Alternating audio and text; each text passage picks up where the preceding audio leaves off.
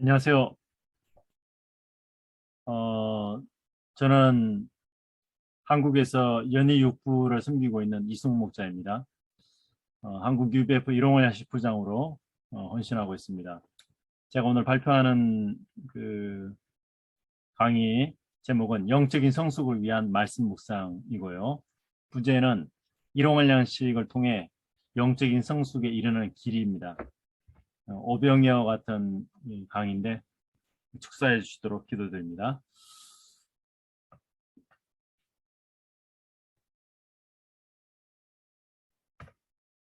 요절 말씀은 우리가 다 하나님의 아들을 믿는 것과 아는 일에 하나가 되어 온전한 사람을 이루어 그리스도의 장성한 분량이 충만한 데까지 이르리니. 제1장, 우리는 왜 영적인 성숙을 이뤄야 하는가? 첫째, 거듭남과 영적인 성숙. 갓 태어난 어린아이는 면역력이 약하고 의존적입니다. 그러나 부모의 전적인 보살핌과 사랑 아래에서 자라고 성장합니다. 만일 시간이 지나더라도 영적인 아이의 상태로 계속 머물러 있다면 이는 매우 심각한 문제입니다. 영적인 세계에 있어서도 마찬가지입니다. 사람이 하나님의 자녀로 거듭난 것이 기쁘고 감격스러운 일이지만 영적으로는 어린 아이의 상태에 있는 것입니다. 자립적이고도 성숙한 하나님의 사람으로 성장해 가야 합니다. 둘째, 성숙에 이르지 못한 자와 성숙에 이른 자. 1. 성경은 아직 성숙에 이르지 못한 신자, 그리고 성숙에 이른 신자에 대해서 언급하고 있습니다. 고린도전서 3장 1절과 3절에 보면 그리스도 안에서 어린아이들, 육신에 속한 자, 그리고 이와 대조적으로 신령한 자에 대해서 언급하고 있습니다. 히브리서 5장 12절에서 14절 말씀 보면요. 말씀의 초보, 어린아이, 의의 말씀을 경험하지 못한 자, 그리고 대조적으로 장성한 자, 지각을 사용함으로 연단을 받아 선악을 분별하는 자가 언급되어 있습니다. 마지막으로 고린도전서 13장 11절, 어린 나이와 장성한 사람이 대조되어 나오고 있습니다. 이 성경은 범사에 그에게까지 자랄지라 예수 그리스도의 은혜와 그를 아는 지식에서 자라가라고 말씀하며 우리 신자로 하여금 영적인 성숙에 이를 것을 촉구하고 있습니다. 셋째, 미성숙한 자와 성숙한 자의 특징. 먼저 미성숙한 사람의 특징에 대해서 살펴보겠습니다. 세상 정욕에 쉽게 매입니다. 쉽게 마음이 높아지고 교만해집니다. 원망 불평을 잘하고 시기와 분쟁에 쉽게 휘말립니다. 스스로 말씀을 먹지 못하고 목자가 떠먹여 주어야 합니다. 자신에게 다가온 고난과 어려움 앞에 낙심하며 전전긍긍합니다. 자기 문제에 매여서 타인을 돌아볼 여유가 없습니다. 영적인 분별력이 부족합니다. 다음으로 성숙한 사람의 특징입니다. 반대로 생각하면 되겠습니다. 세상 정욕에서 벗어나 거룩함에 이르는 열매를 맺습니다. 범사에 기쁨과 감사가 넘치고 겸손과 온유의 성품을 가지고 있습니다.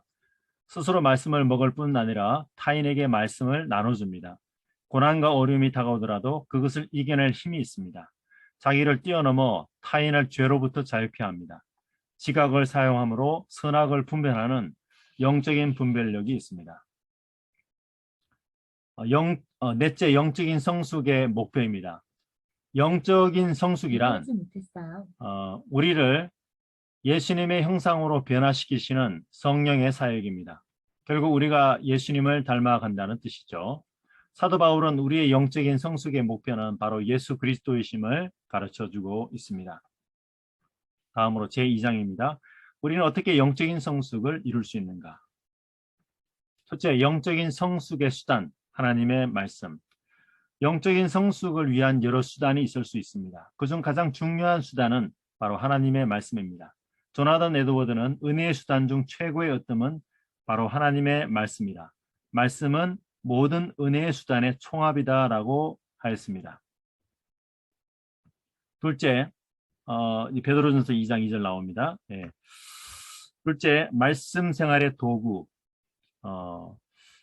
말씀 생활의 도구가 우리 UBF에 참 많죠. 그 중에서도 일용할 양식이 있습니다. 그래서 일용할 양식 그 책자를 펼쳐보면 맨 앞페이지에 일용할 야식을 먹는 요령이 간략하게 소개되어 있습니다. 기도, 읽기, 묵상하기, 쓰기, 기도 이렇게 5단계로 나와 있는데요. 간략하게 이렇게 그 설명이 나와 있는데 한번 제가 이번 준비하면서 읽어보니까 내용이 아주 잘 되어 있습니다. 이 순서를 따라하면 이런 말씀 생활을 잘 할 수가 있습니다. 자, 셋째, 말씀 생활 구체적으로 어떻게 할 것인가. 물론 일용할야식 그 요령이 있긴 하지만 제가 한번 정리를 해봤습니다. 첫째, 말씀을 사모해야 합니다. 베드로전서 2장 2절은 갓난아기들 같이 순전하고 신령한 자들 사모하라 말씀합니다. 여기서 사모한다는 것은 영어로는 crave로 그것이 없으면 안 된다는 뜻입니다. 아주 강렬한 소원을 가리키죠. 어린아기가 저절 사모하고 간절히 찾는 이유는 그 맛을 알기 때문입니다. 다음으로 잠언 기자가 말씀하기를 감추어진 귀중한 보배를 찾는 것처럼 말씀을 간절히 찾으라고 하였습니다. 그때 하나님의 세미한 음성을 들을 수 있고 하나님의 임재하심을 경험할 수 있습니다. 자, 우리의 말씀 생활의 최대의 적은 바로 인터넷 미디어입니다. 오징어 게임과 뭐 지옥 이런 거 잘 아시죠? 인터넷 미디어는 말씀을 사모하는 우리의 영적인 미각을 마비시켜 놓습니다. 그렇기 때문에 말씀 생활에 큰 걸림이 된다면 이것을 절제해야 하고 과감히 끊어낼 필요가 있습니다. 자, 둘째, 말씀을 읽고 묵상해야 합니다. 예수님은 마가복음에서 너희가 무엇을 듣는가 스스로 삼가라. 너희의 헤아리는 그 헤아림으로 너희가 헤아림을 받을 것이며 더 받으리니 말씀했고요. 사도행전 17장 11절에 보면 베레아에 있는 사람들은 간절한 마음으로 말씀을 받고 이것이 그러한가 하여 날마다 성경을 상고했다고 이렇게 기록하고 있습니다. 자, 묵상이라는 말은 사전적으로 보면 메디테이션으로 고요한 시간에 집중하고 몰입하여 잠잠히 생각하는 것이라고 이렇게 정의를 내릴 수 있습니다. 자, 그러면 우리가 읽으면 즉각 이해할 수 있는 세상의 다른 책들과는 달리 왜 이렇게 성경 말씀은 묵상이 필요한 것일까요? 무디는 이렇게 얘기했습니다. 성경 말씀에는 우리가 알지 못하는 높이와 한 번도 내려가 본 적이 없는 깊이가 있다라고 했습니다. 스펄전은 성경 말씀은 한 번의 설명으로 다 깨달아지지 않는다. 하나님의 정원에 자라는 꽃들은 한두 번 피고 마는 것이 아니라 7번이나 핀다. 그러면서 끊임없이 신선한 향기를 발산한다라고 했습니다. 성경이 하나님께로부터 왔다는 가장 강력한 증거 중 하나는 역사상 대표적인 지식인들이 50년 이상 성경을 탐구하다가 결국에는 펜을 놓고 우리가 도무지 알 수 없는 깊이가 있다라고 한결같이 말했다는 점입니다. 제가 30년 이상 성경을 공부했는데 웬만큼 성경을 안다 이렇게 이제 말할 수 없다는 것이죠. 성경 말씀은 바다의 심령과 같습니다. 지혜와 지식의 모든 보화가 감추어진 광산과 같습니다. 이것이 바로 우리가 성경 말씀을 깊이 묵상해야 하는 이유입니다. 성경 말씀을 묵상한다는 것은 소가 음식물을 되새김질하는 것과 같습니다. 묵상하고 또 묵상하게 될 때 우리는 말씀의 깊은 세계로 들어가 깊은 맛을 누릴 수 있게 되고 그것을 통해서 풍성한 자양분을 얻게 됩니다. 말씀 묵상이 주는 영적인 유익은 무엇일까요? 자, 첫째, 말씀 묵상을 통해 육신적인 생각을 물리치고 영적인 생각이 힘쓸 수 있습니다. 그러할 때 생명과 평안을 얻습니다. 둘째, 지혜와 용기를 얻습니다. 가나안 정복 전쟁을 수행하는 여호수아는 말씀을 묵상하며 지혜와 용기를 얻을 수 있었고 담대히 나아가 원수와의 싸움에서 승리할 수가 있었습니다. 셋째, 말씀을 묵상할 때 말씀에 사로잡힌 자가 됩니다. 바울은 말씀 충만과 성령 충만을 같은 것으로 보았습니다. 말씀을 묵상하여 말씀과 성령의 충만함을 받을 때 기쁨과 신령한 능력을 얻습니다. 넷째, 시절을 쫓아 과실을 맺습니다. 말씀 묵상으로 우리의 심령에 말씀의 샘이 흐르게 된다면 사역의 열매도 저절로 맺혀지게 됩니다. 다섯 번째, 말씀 묵상을 통해 말씀의 검을 소유하게 되고 영적인 싸움에 능한 자가 됩니다. 여섯 번째, 말씀의 안에 거함으로써 주의 거룩한 제자가 되고 자유함을 얻습니다. 자, 다음으로 말씀 묵상이 우리 삶을 변화시키는 근거는 무엇입니까? 마태복음 12장 35절은 이렇게 말씀합니다. 선한 사람은 그 쌓은 선에서 선한 것을 내고 악한 사람은 그 쌓은 악에서 악한 것을 내느니라. 사람이 마음에 무엇을 쌓느냐에 따라서 삶의 열매가 달라집니다. 우리의 마음이 말씀을 채울 때 마음이 바뀌기 시작합니다. 마음이 바뀌면 생각이 바뀌고 생각이 바뀌면 언어가 바뀝니다. 언어가 바뀌면 인격과 삶이 바뀝니다. 그러므로 말씀 묵상은 우리의 삶의 미래를 결정짓습니다. 다음으로 말씀 묵상의 효과적인 방법에 대해서 생각해 보겠습니다. 첫 번째, 말씀하옵소서 주의 종이 듣겠나이다라는 겸손한 자세를 가져야 합니다. 그리고 본문을 통해 지금 현재를 살아가는 내게 주시는 인격적인 말씀으로 들어야 합니다. 말씀 묵상의 시간은 생각이 맑고 집중력이 좋은 이른 아침이 좋습니다. 셋째, 성경 본문을 주의 깊게 살펴야 하겠지만 그렇다고 해서 너무 분석적으로 대하지 말아야 합니다. 말씀 자체를 묵상하는 것이 좋습니다. 넷째, 묵상이란 영어로는 메디테이션이지만 히브리어로는 하가, 읊조리다, 중얼거리다 라는 뜻인데요. 다시 말하면 말씀 암송이 매우 유익합니다. 다섯 번째, 말씀을 묵상하며 성령의 도우심을 구하며 기도할 때 더욱 효과적입니다. 말씀을 묵상하며 기도하고 또 기도하면서 말씀을 묵상해야 합니다. 여섯 번째, 운동선수가 훈련을 통해 최고의 기량을 유지하는 것처럼 날마다의 반복적인 묵상 훈련을 통해 탁월한 말씀의 종으로 성장할 수 있습니다. 일곱 번째, 영적인 편식을 하지 말아야 합니다. 사복음서뿐만 아니라 구약의 욥기, 신약의 히브리서와 같은 단단한 양식도 먹어야만 건강하게 자랄 수 있습니다. 셋째, 말씀을 지키고 순종해야 합니다. 말씀을 읽고 묵상할 뿐만 아니라 그것을 실천하고 적용하는 것은 매우 중요한 일입니다. 순종을 통해서 우리는 실제적인 삶 속에서 말씀의 능력을 체험하고 말씀이 진리임을 더욱 깊이 확신할 수 있습니다. 넷째, 말씀을 통해 받은 바 은혜를 서로 나누어야 합니다. 자, 에베소서 4장 16절 말씀에 나와 있는 대로 교회 내에서의 교제와 사귐은 각 지체들을 자라게 하고 세워지게끔 합니다. 말씀 묵상을 통해서 받은 바 은혜를 서로 나누고 교제하게 될 때 영적인 치유와 회복이 이루어지고 큰 도전과 힘을 얻습니다.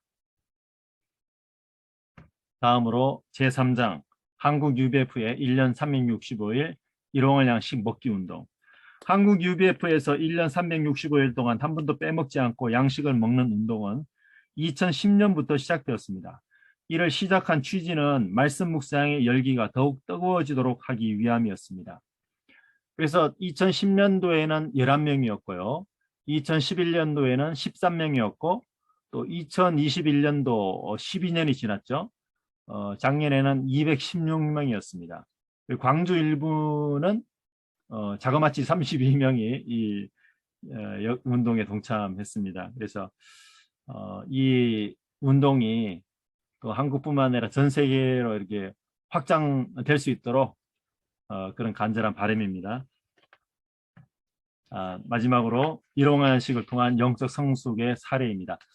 이거는 이제 소감이기 때문에 그냥 제가 쭉 읽겠습니다. 연희 일부의 시 목자님, 이분은 도시관리공단 경영지원부장으로 일하고 있는 학사 목자님입니다. 어느 날 까다롭고 엄한 분이 신임 이사장으로 부임해 왔습니다.